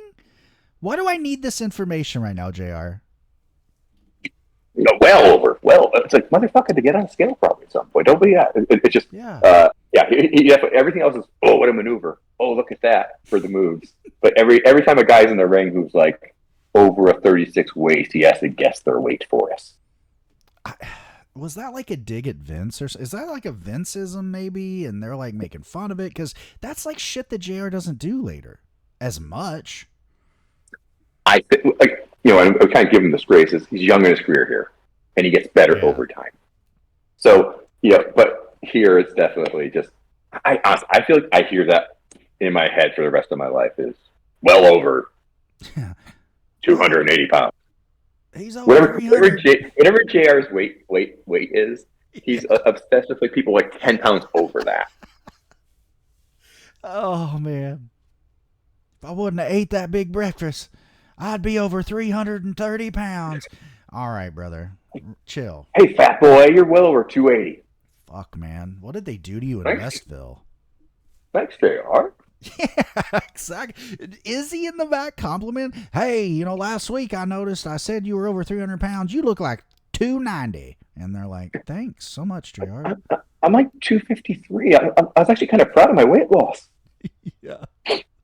Fucking, that was the exit for the great who was that fucking break dancer? Who was that guy that we just had? Maybe that was the problem. He told him he looked fat, and so he fucking left. Fuck, I can't even remember his name anyway. Fucking Young. Oh, Jay Young. I don't even fucking Jay remember Young. his name. Wasn't it Wahoo McDaniel's like son? Yes, or something? Vince Young. Vince Young. There we That's go. what happened. JR said, "You look like you're over 230 pounds," and he went, "No, I'm out of here." But I wonder how much he thinks Steve Williams weighs, because he wrestled Cactus and destroyed him. Dude, he throws him over the barricade like 3 times. This was like proto ECW. I was like, oh, I see where Heyman got a lot of this shit. He's just like, hey, I just want to know what happened before the match. Was it like, Dr. Death goes to Cactus. He's like, hey, Cactus, we're working. And he goes, don't worry, man. Kill me. And he's like, are you sure? Like, I'm insane. Dr. Death's like, hey, so JR says you feel no pain. I just want to check if that's true, because he told Brian Pillman last week that he was well over 280 pounds. I know that shit ain't true. So I just want to see, do you actually feel pain or not before we can proceed with this match? Is that fake news or is it true? Do you feel 280 pounds of pain? Yeah, and so it's the out of 20th Cactus Jack challenges, Dr. Death. And then they have a match the following week. And I love that Cactus Jack is like, who's the guy that can throw me around the most? Yeah, I want that dude in that right there. He's the best. Arn takes on Ranger Ross on the 20th Saturday night. Yep. And it's just so, we kind of start getting the things don't make sense all of a sudden a little bit, because we're like, wait a minute, Arn's having these defenses, and all of a sudden he's like defending against Eddie Gilbert and Ranger Ross. And I think Z-Man even, like all these faces, they're taking on all these faces. It's just kind of weird. It feels like kind of this foreshadowing. And again, the Four Horsemen don't feel like faces. It's just three scumbags with Sting. And then they mentioned, I think for the first time, the Games Master, Kevin Sullivan. I don't know if they called him that before or not, but no, maybe. So they mentioned that for the first time, and then Cactus shows up and he is reading. I love it. And so again, that's the beginning of my infatuation with my boy over there reading. This is around the time too where it's probably the next show where we'll mention that he walks up to Gordon and JR and cuts a little promo, and then he walks off. And Gordon's like, well, he's definitely unique. And JR just straight up goes, he's a moron, Gordon. And I fucking loved it. He was like, what are you talking about? He's a fucking idiot. I love Gordon's just straight up logic. Whenever a heel champion is super confident and they've been a multi-time champion. He says to the Midnights, how many times have you guys been champions? And Jim Cornette's like, 4 times US, 4 times world. And he goes, well, that means you can lose them. Yeah. Back to you, JR. Every time you say that's that same comeback, and I kind of love it. Gordon's definitely grown on me. Yeah. But more as an unintentional comedy figure. Gordon was awesome, and he always was that. Once you go back and watch like the old Georgia, and the real one for me is watching old Continental out of the Southeast in the mid to late 80s. That's when you get Gordon, because that was around the time that, he had a pretty good gig. So let's just say he was hitting the bottle pretty heavy. So he really didn't give a fuck anymore. So it's just pure Gordon. There's so many promos where he's just like, well, that's a way to look at it. Back to the ring. Like he just, whatever. I don't know, Lex. You sound like a little bitch to me. Back to you, JR. If it was today, yeah, they would have leaned way heavier on that. He would be like a mix of like Shivani and Nigel, Yeah. One of Gordon's segments does give us that the USWA and the CWA have merged, bringing Memphis and Dallas together. He tells us that in like the 26th Power Hour. So just for kind of what's happening in the wrestling world, that's kind of good to know. Yes, and that's accurate. Yeah, this is when USWA consolidates, becomes its own thing. 27th Saturday night, however long the show was, I have Cactus versus Dr. Death and then Arn versus Gilbert, and that's pretty much it. Yep, that's it. And Road Warriors promo to start that I literally couldn't even understand what they were fucking saying. So that's pretty much that's most of it at this point. So, and by the way, full disclosure, the 2-3 WCW, nothing. I got nothing written down because it was just kind of fodder to me. Well, no, two big things on the third. Okay. I'll get there. February 2nd, Power Hour. We get Funk Screw with Arn. Always appreciate it. And that is like two uncles that I don't want to be near. Yeah. Having a conversation with each other. And we get probably the greatest Z-Man match ever. This is why he takes on Ric Flair. And Flair has to pull the tights to win. Sure. Okay. Whatever. And I wrote down here, like Sting saying, "Are we the bad guys?" Yeah. Like. And Skyscrapers are wrestlers of the week. And again, deserve. This is really more of a shoot. The first one was bullshit. And since then, we've got some real winners here. And then, okay, so from February 3rd, don't worry, Manny Noriega makes another appearance. Oh, wonderful. We get Mil Mascaras versus Cactus Jack. Oh, sorry, no, we don't. We get Mil Mascaras, I believe, just on the show, wrestling for the crowd. So they kind of introduced him to the crowd first, and people are excited. And I'm just like, wow, man, Cactus Jack getting that match. It's like, that's a choice for the Clash. I'm like, that's a choice. Oh, yeah. But Mil gets a really strong reaction from that crowd on Saturday night, so that's cool. And then February 3rd, we get the debut of the World's Strongest Man. Yeah. Doug Furnas, World's Strongest Man. It is odd to see him in this time because he is like fucking green as grass at this point. Does he become somebody else in the future? Yeah. He wait, you really don't know? Wait, no, I don't actually know. Okay, so Doug Furnas, a legend in the University of Tennessee, badass fucking athlete for that University of football. He is just now getting into wrestling. I think he had done some Continental, so that's kind of ironic. He did some Continental right near the end of that territory's life, and that's where he broke in, I believe. And he's in WCW within, like, God, he can't have been in the business maybe 2 years total. So this is his first anything at all. It doesn't lead to anything, as you would imagine. He ends up going to All Japan and having a fucking monster career, tagging with Phil LaFon. And then through that, years later, they go to the WWF. They are the WWF tag champions at one point. It's Furnas and LaFon is what they just call him in WWF. So Doug Furnas has a good little, career. It's one of those like underrated careers that was really solid. Longevity counts, man. In fact, I think I think I was tuned out on WWE by the time he would have came back. So I'm sure that's why he's kind of. But World's Strongest Man just made me pop. World's Strongest Man, brother. Mark Henry wasn't the first. But yeah. All right, we've made it.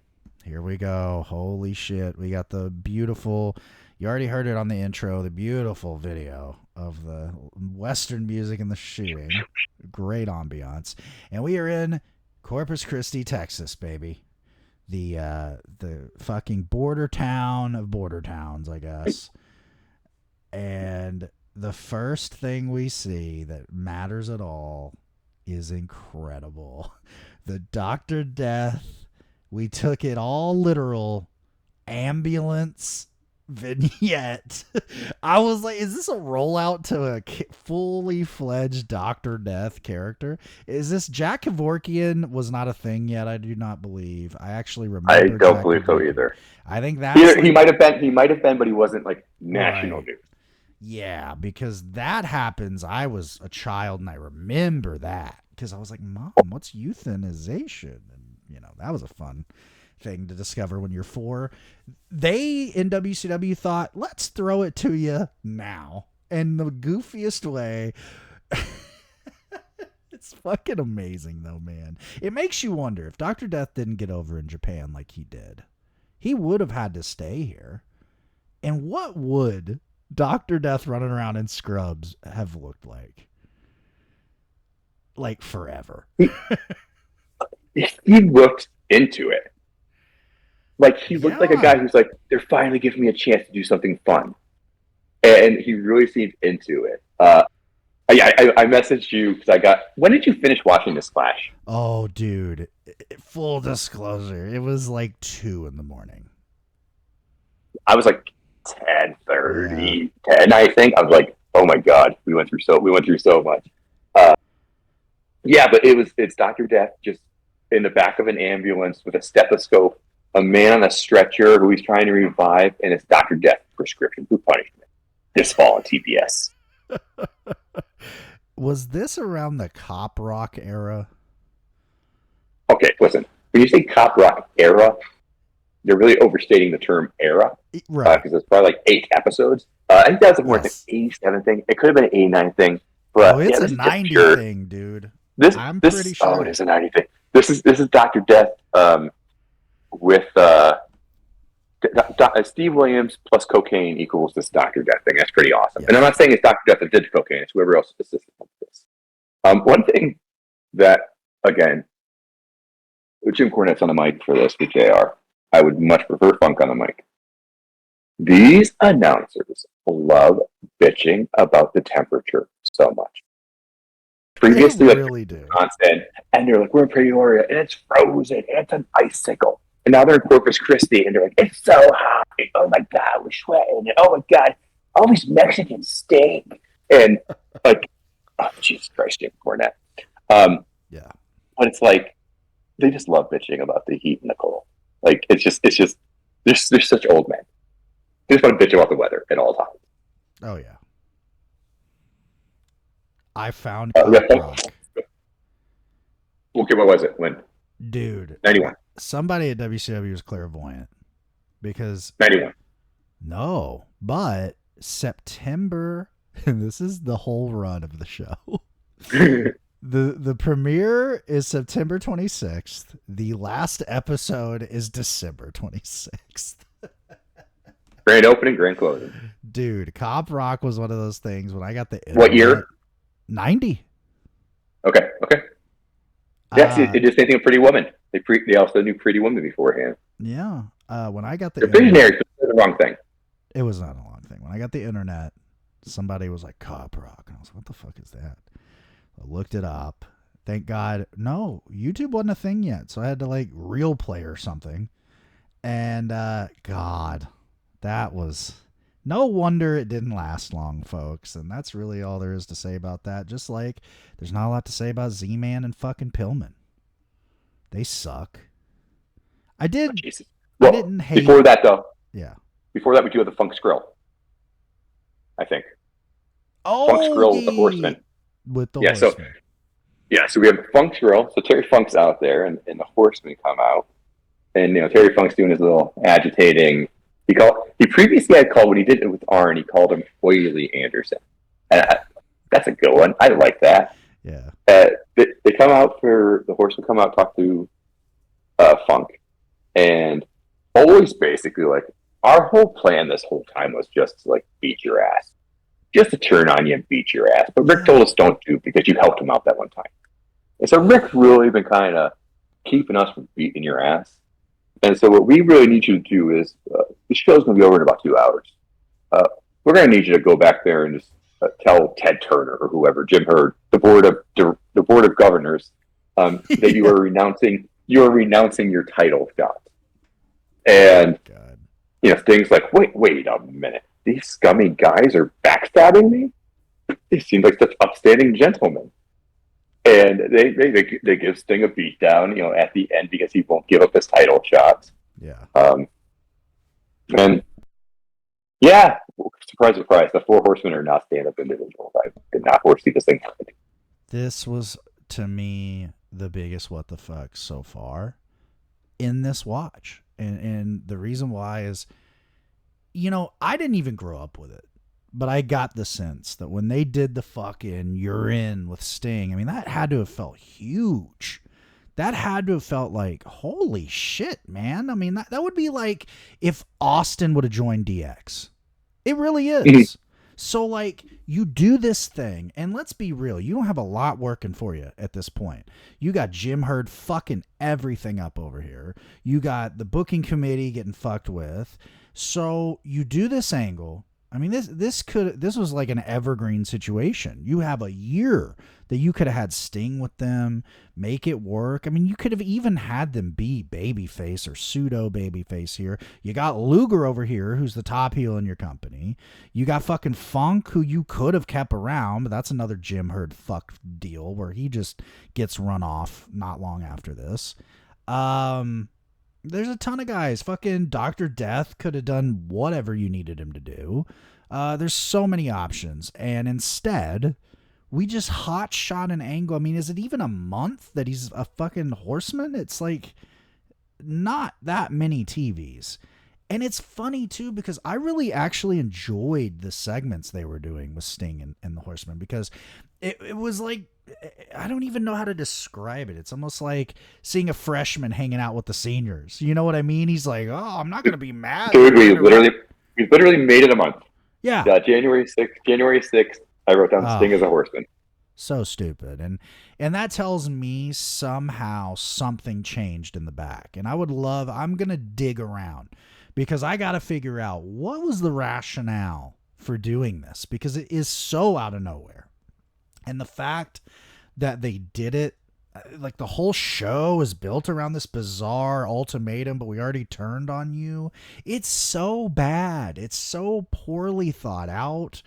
I mean, this is one of those, is this like Ole's first idea? Because it's fucking horrible. He also hijacks the segment, and it's not good. He keeps saying the same shit. You got 2 hours, kid. You look at me, Pally. And it's like, oh my God, it's like a guy from the 50s just like showed up in a spaceship in 90 in Corpus Christi and fucked up a wrestling show.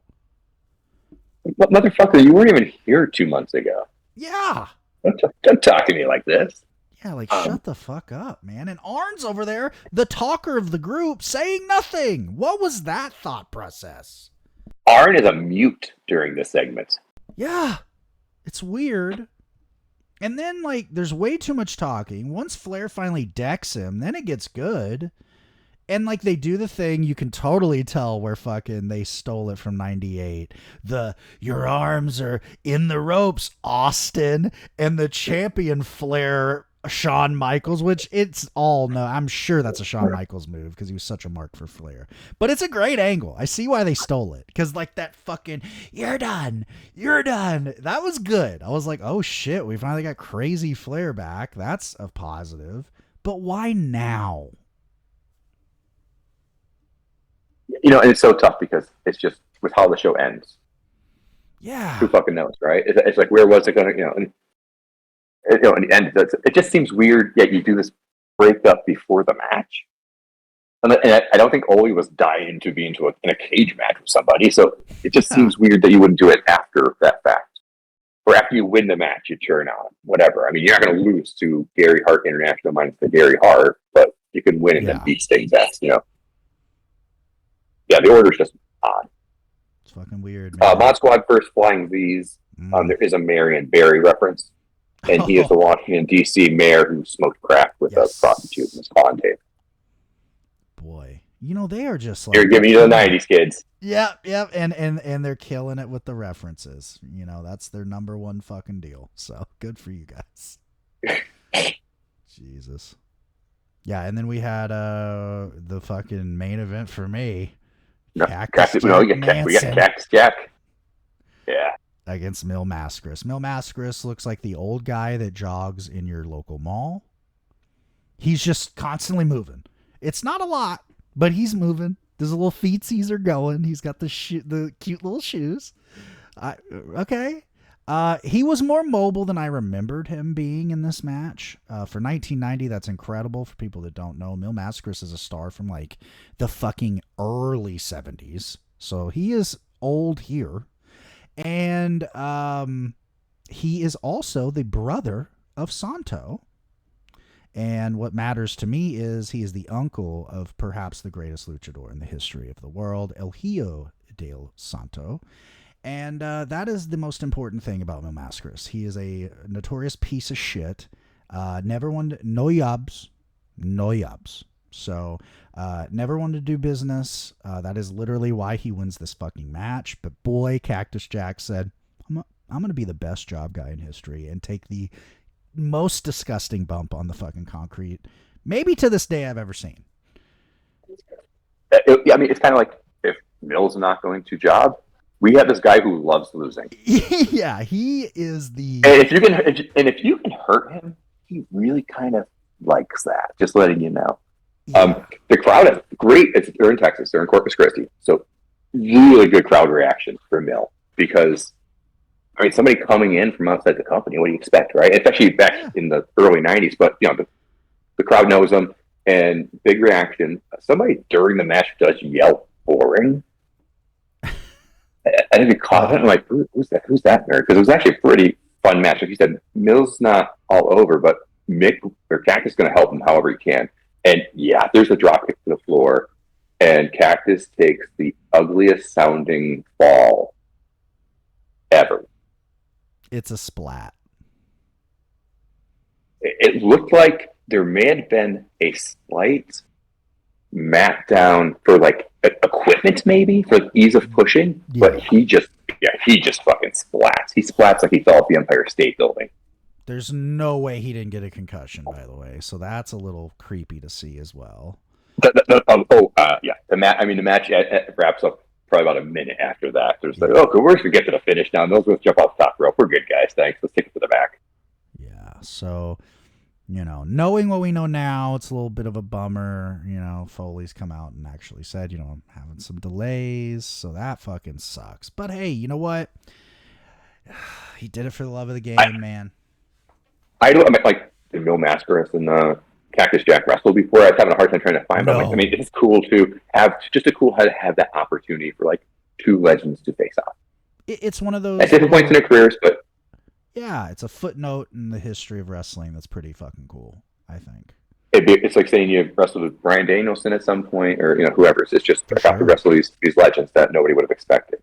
And the next thing I just want to write down is, oh, hello, Missy Hyatt. I was about to say Missy will be returning, and she looked good. Yes, she's the new co-host of Main Event with JR.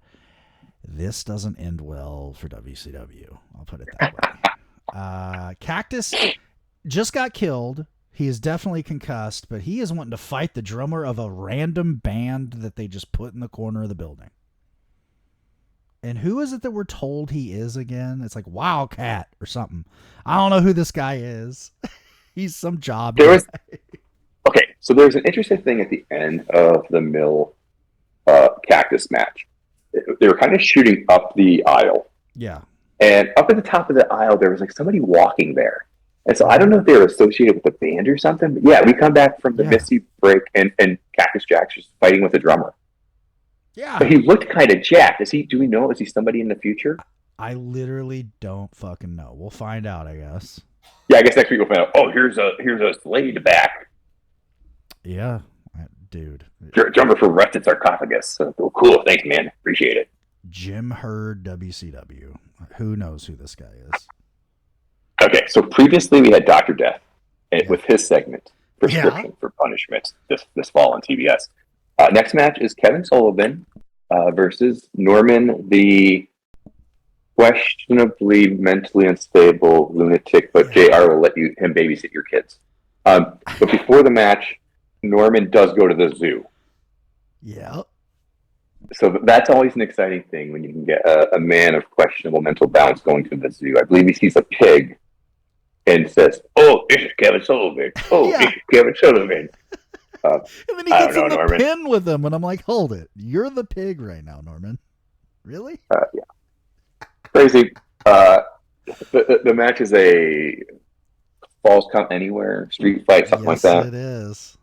It's very long. Or at least it felt long to me. It was, but man, Kevin Sullivan. I don't know if it was the segment. I don't know if there was heat in the back for real. He beats the shit out of Norman.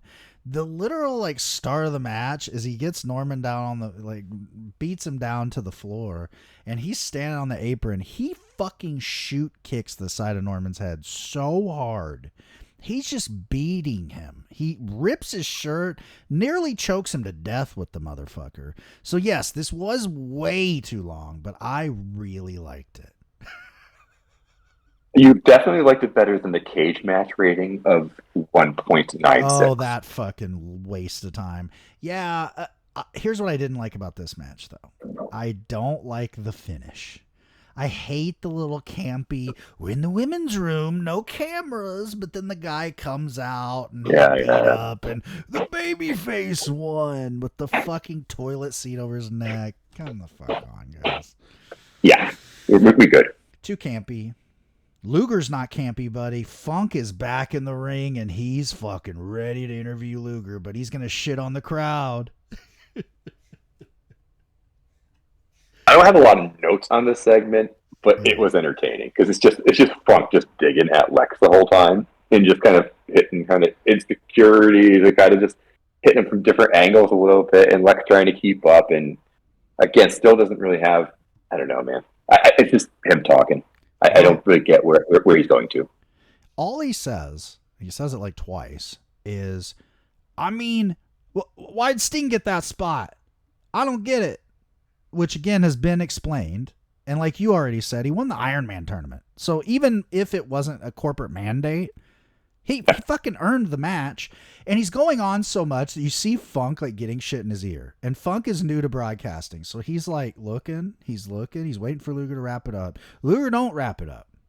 And he goes into, I don't know what he says, but he says something, and another thing. And Funk's like, yeah, it's Road Warriors and the Skyscrapers next. And Luger's looking at him like, what are you fucking talking about? And they fucking cut Luger's ass. And I loved it because after this that Luger was pissed. And I love that.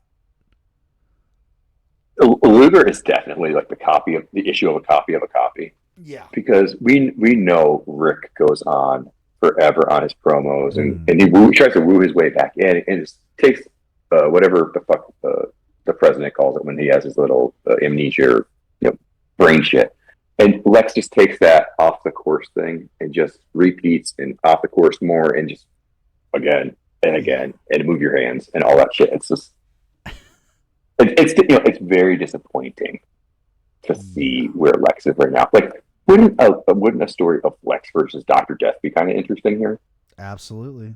To see somebody bigger than Lex take him on, So like, there's so many good options, but we're just gonna have him in the ring, just talk a lot. They're just whine. We just want to make him a whiny bitch. Yeah, we needed that Samoan Savage match more than like say Dr. Death interrupting this and making it good. I know it's fucking stupid, man. What do you expect, man? They only knew about it for a month and a half. Yeah, exactly. I mean, Jesus, such a fucking clusterfuck. It's unbelievable.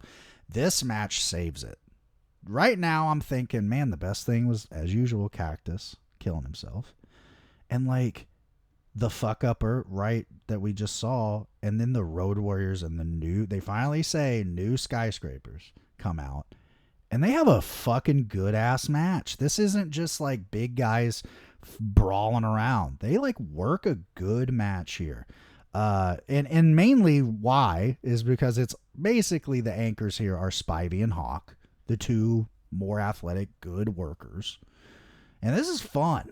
It's a great showcase of Callis. They put him in there with Animal, put over, like, he's bigger than both these motherfuckers, but he's athletic.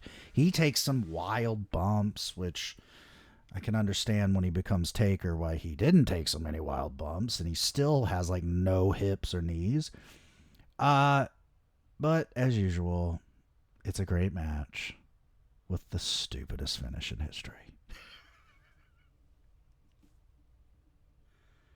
It's just so disappointing. Yeah. Every time. It's like you get Godzilla versus Kong, and you make them both sleep in through their alarm clock for the fight or something. It's just, they just won't let us have a conclusion on any of these big dogs taking each other on. Yeah, everything, especially the tag team matches, I mean, it's 50-50 on a DQ finish with a chair. 100%. I will say this, the spike pile driver was so far away from the chair that I love it. It was so bad. It was good. I don't know what happened with that. You see Callus look at Spivey like, why did you just like fucking post out like that? What the fuck is wrong with you? But boy, does he take advantage of a fuck up and grab that chair and crush Hawk's head in the mat with it. I mean, he fucking smacked him in the side of the head. He's beaten Animal in the head. Woo. I was like, all right, Callus, someone, Funk, where are you at? Pull him aside. We don't need to just give these guys CT in 90 alone, okay? Give these guys at least a little longer. Holy shit, man. These guys ride motorcycles. Let's make sure they can see straight. Yeah. I was like, man, may explain why Hawk went so nuts later. Maybe it was that concerto before concertos. Jesus. And then another one, just overly thought out match that didn't need it here. The Steiners defending the tag titles against Doom's Masks. And this was shocking to me because I go into this and I'm like, well, fuck. I mean, Doom, I know, was the tag team champions at one point. And this is where I'm in my dark spot of fandom. I don't know a lot about WCW in 1990 or 91. So I didn't realize that Doom went on as Doom without the masks. Spoiler, sorry guys. So I'm sitting here going, oh, okay, this is how they get the tag titles. It's a really good match. Everything's great. And they fucking lose. The Steiners beat them. And I'm like, what the fuck? And then the best part is they unmask Butch Reed. He's like, oh. And then my thing is this. Ron Simmons was the most obvious Doom guy to me. Even if I wouldn't have known, you can fucking tell that's Ron Simmons, all right? His body, no one's built like Ron. He's got a very his pectoral development. Right. His we face his is very unique, and I've met the man in person. Like, he's got a memorable face, right? So when they do, why did they do that? Like, Butch might have blended in with somebody. He hadn't been around too long, all that kind of shit. He's a job guy in 89. When he does the melodramatic unmasking, I'm like, Ron, we know it's you. It's one of those, like, when your mom catches you fucking around in the kitchen at 3 a.m. and she's like, what are you doing out here? Oh, it's the dog. It's like, no, it's not. It's you, Ron. Take the mask off. I don't want to spoil anything. There's a season of Dexter where a twist happens about halfway through the season. Yeah. And I remember everybody in the first episode predicted it. There you They're go. like, oh, this is the situation. And literally it goes on and on and on and on. It gets to episode 6 and the twist happens. And we're like, oh yeah, we were back with you on episode 1, guys. We had it. And so it's kind of, same thing here. We're 3 steps ahead of you, buddy. We're good. We get that Hacksaw loses his mask to Rick. Yep. Kind of like, and that makes him go thing, and then they do a headbutt into, heads collide, roll up pin because we can't do finishers. Why do they even have finishers? I don't know, man. That's not a thing in WCW right now. You don't need a finisher to beat Ace Steel and Ned Brady. You need a fucking roll up, man. That's what you need. Just clothesline him hard enough and they'll be down, guys. Or submission.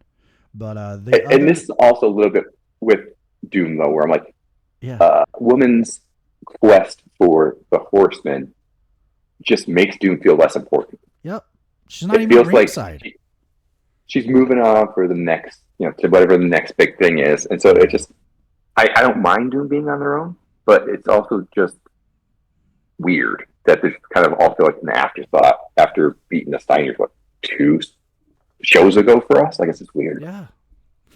Yeah, this was all sorts of weird. The only other notable thing is Rick has the rue on the 1 foot, so the rues are in full effect. We're about to be rused out not too long from now. They're all over the fucking ring post. The rue ring post. JR says that at one point, and I was like, oh my God. So for everyone that's like, man, wrestling today is just overly corporate. Yeah, well, thank Jim Herd for that. So we got that in droves here. We got another fucking 4 Horsemen promo we didn't need. Well, time's up, Sting. And I'm going, what? Do you really like? That was the other one about this angle. Oli, he's not going to come out and just say no. He already told you he's not doing it. What was this ultimatum? Like, good lord. Oh, I need to come out. I need to come out again and say no. Didn't the first no obvious. wasn't okay? I still, like you said, what was the rationale of this? And this is just classic WCW bait and switch bullshit, where you promoted a 6-man tag fucking cage with Sting involved.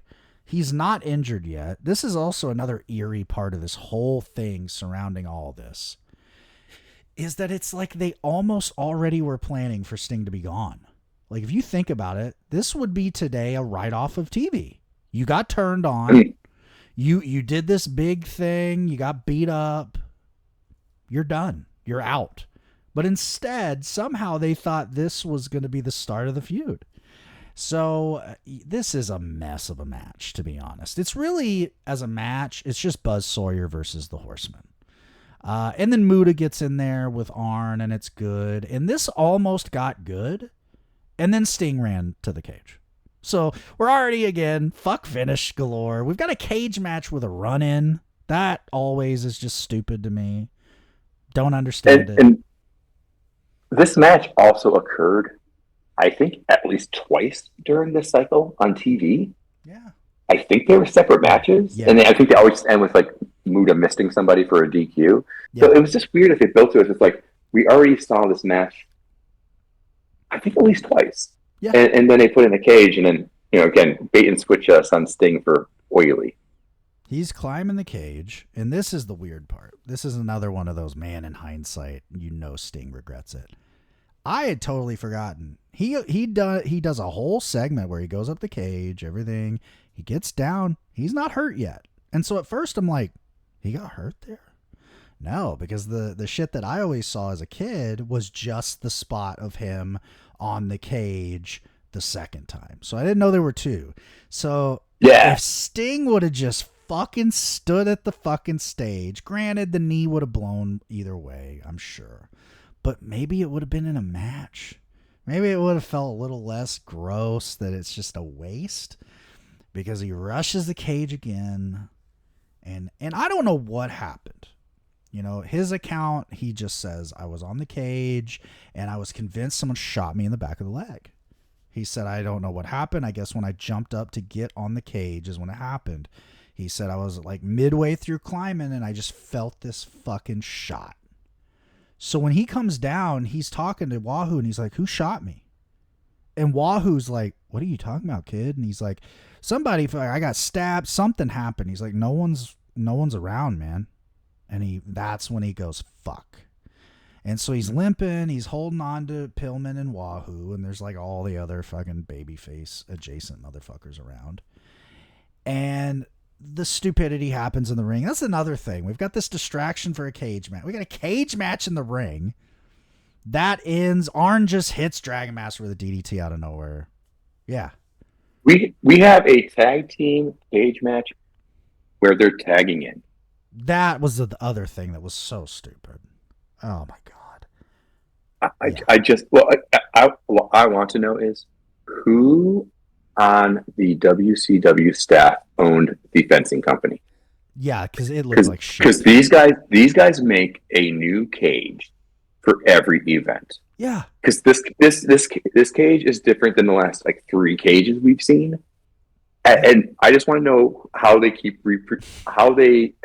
reselling these guys on the concept of, no, you really need 27 different kinds of steel cage. You don't want to be caught without 27. If you only have 15, you're going to get caught at some point and be screwed. You want 27 different steel cages. And let me bring you to my business. How much? Kevin Sullivan fencing.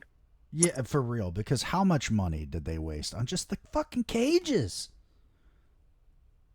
They've got, off the top. Why couldn't they use the last one? The last one was good. It had a proper height. They could stand on it. Like, it was great. These guys love fucking just money on cages. Why don't we get another Thunderdome? Fuck it. You paid money for that. It was terrible. It was a disaster, but fuck. Yeah, this was stupid. The cage looked like it looked like the shit that, like, you put your dog in when you're crate training them. There's no... Muda shakes it at one point. I thought it was going to fall apart and fall on the crowd. 100%. This is like just shitty. And again, Sting is the focus at this point. They're not showing him either on camera. So you see all the fans looking that way. So thank God it doesn't take long. Arn's like, fuck this or something. Somebody finally take a DDT. Dragon Master takes a DDT. 1, 2, 3. It's over. And then Flair being Flair. Okay, wait. Let's stop for a second first. Yeah. Okay. So we've got this match going on with a replacement Ole for Sting. Sting jumps on the cage once. He jumps on the cage twice. Do you know what the plan is? Is he just going to get into the ring and cause havoc in a tag team match already? Like what was going to happen? I don't know. Any idea? Like, it just seems weird. Also, I would say, hey, buddy, can you just unlock that for me? I'm actually in this match, technically. I've had a contract and everything. So I should probably be in there instead of that other guy. Yeah, see, that's the thing. It's like, what was the end game anyway? What was you're going to go, okay, so you're Sting. You're going to go into a ring with the 3 dudes that just beat your ass, and the other 3 dudes that were planning to beat your ass tonight. Right. This seems like a winning proposition. Very stupid. Unless the plan, which is really dumb, would be that they wanted Sting to somehow jump off this fucking dog kennel of a fucking cage. And I hope not, because he was going to get hurt either way if that was the fucking plan. If you attempted to stand on top of that cage, you're done. Hologram has the guy who runs the ropes and jumps off the ropes. I forget who that is. Yeah, Commander. Commander has an easier time than Sting would have on top of that cage. It'd be less bouncy around for him. Okay, yeah. So we have Sting outside, and like you said, it's kind of like this thing going on inside the ring where we're like, what's going on outside the ring? Ric Flair's on the other side of the cage looking down, so he's not even paying attention to the match behind him. And then, it just gets to a point where we're just like, finish it. And so Arn's like, it's a DDT, and like, it's over. Literally, Buzz is like a foot away looking down at the pin from like the 2 count on, and Muda is just like in a corner, like my Roomba right now, just spinning around. So they hit that DDT, finish it, and in my head, that tells me, hey guys, there's some special circumstances here. Please proceed with caution from this point forward. That would be my approach to the situation. That is not Ric Flair's approach to the situation. No, he just rushes him, dives onto the man, and you see Sting like, get away from me. And that is apparently literally what he's saying to Yahoo. Jesus, I'm sorry, Wahoo. And everybody else, just get him off of me because my knee's fucked. And Flair's not getting the fucking memo for some reason. I don't know if the Zaw was special this day. He is just like in another world. He was standing on the upper part of the cage looking down. 4 or 5 guys are sitting there asking Sting questions as his knee is elevated. They're taking gentle care of him. And I mean, we know Ric Flair does not catch signals, usually it's from women. Yeah. But here, he doesn't catch the signal at all. If they're like, nobody looks up at him and says, like, that's me with a hand slash across my throat. Like, don't attack him after the match. Like, it just, the lack of communication is startling. It's very strange. And, this is it. This is Sting out. And apparently the plan was for him to get that belt at Wrestle War. So he was going to win the title on the 25th of February. But instead, we have the pivot of pivots, and unfortunately, this will be the end of Lex Luger as a heel. And I think a huge mistake, because I think Luger at this time was so hot as a heel. And I think it was not only not time, nobody asked for Luger back. Everyone hates him at this point. I don't know, man. It's very odd. And it feels like you got Terry Funk sitting right there. And unless there's a real injury here, I mean, that seems ready-made. Honestly, it kind of just seems like outside of Sting, the whole WCW roster is just a bunch of assholes. Yeah. Because, like, they're all more interesting as heels than faces, because I don't buy Lex as a face. I don't buy the Horseman as a face. I don't buy the Midnights as a face. Like, there's just certain, like, don't come with me, like, the Samoan SWAT team is like faces next week or something, or the Skyscrapers as faces. It's like everybody on your roster is kind of scumbags except for Sting. Yeah. Fuck, I mean, let's think about it. Why? Well, and you know, I'm sure it was the size problem. You got Pillman sitting right there. Why are we not doing Flair Pillman, man? That would have worked. Instead of this stupid tag team with fucking Z-Man. I mean, I don't know. I feel like there were way better options than just lazily looking at Luger.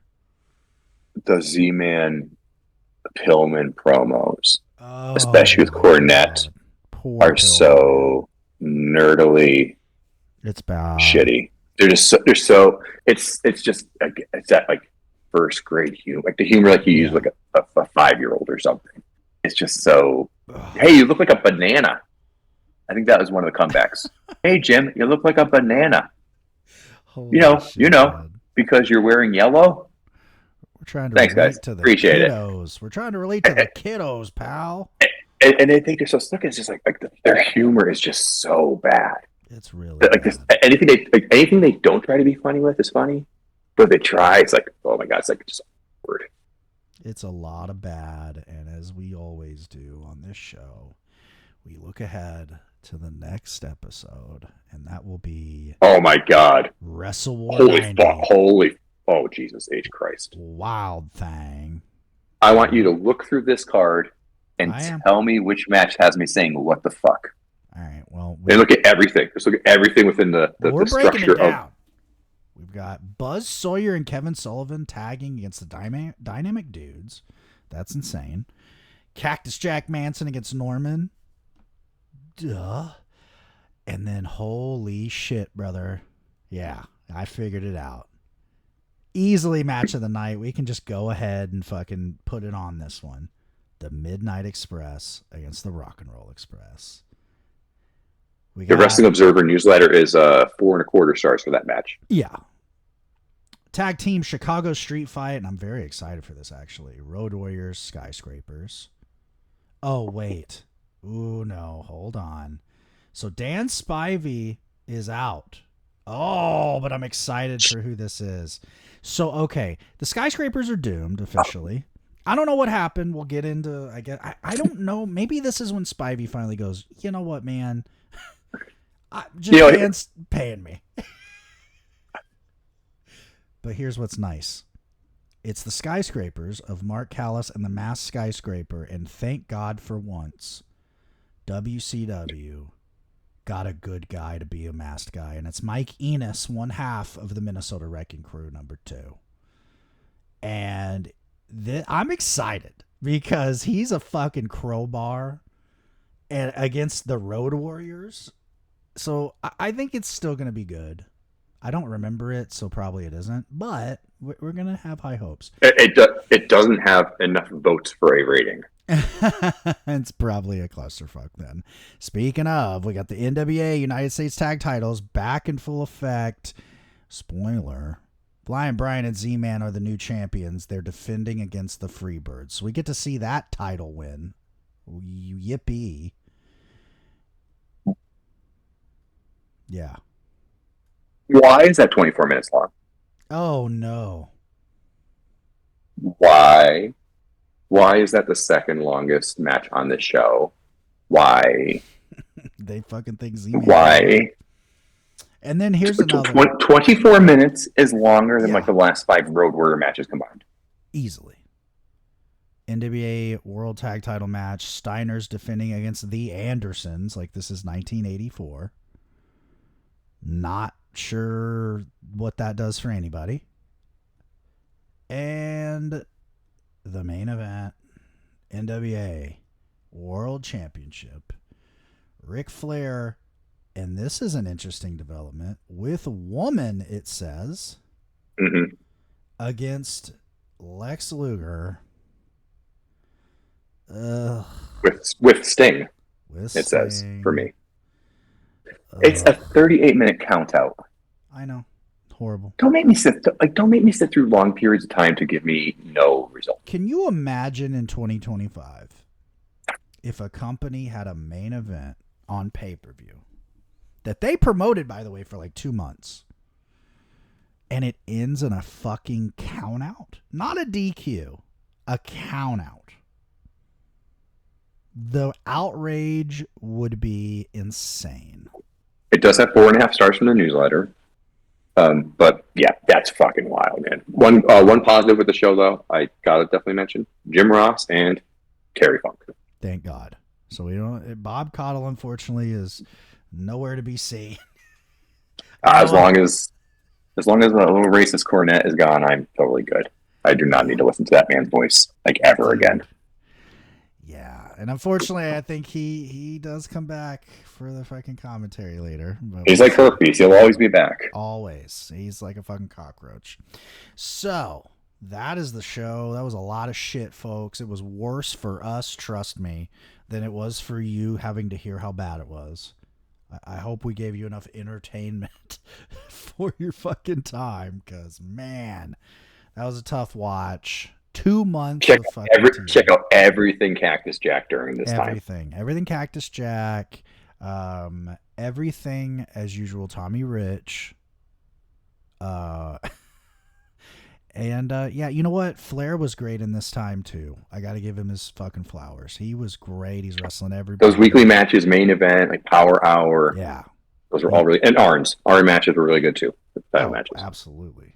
Arn was great as well. So we're in that fucking that dead zone, that deep dive part that a lot of people avoid of WCW, but we're fucking going head first because we're insane. Yeah, I'm looking at it. One of the future shows, we got Cactus Jack and Kevin Sullivan teaming up. Nice. Yes. That's one of the first things I remember as a fan, actually, is watching him and Sullivan against the Nasty Boys a few years later in '94. That'll be fun to fucking talk about in 15 years. So yeah, that's what we have for y'all. As usual, Jim is over at the JIMDB on Blue Sky and Threads. I and the show are on Instagram and Threads at Troubles Wrestling Pod. Jesus, I forgot my own screen name. And then on Blue Sky, I am on Troubles Weekly. Yeah, I'm trying to think anything else. Fuck, I'm on Substack now. I'm writing more. Guys, live your life where people don't celebrate when you die.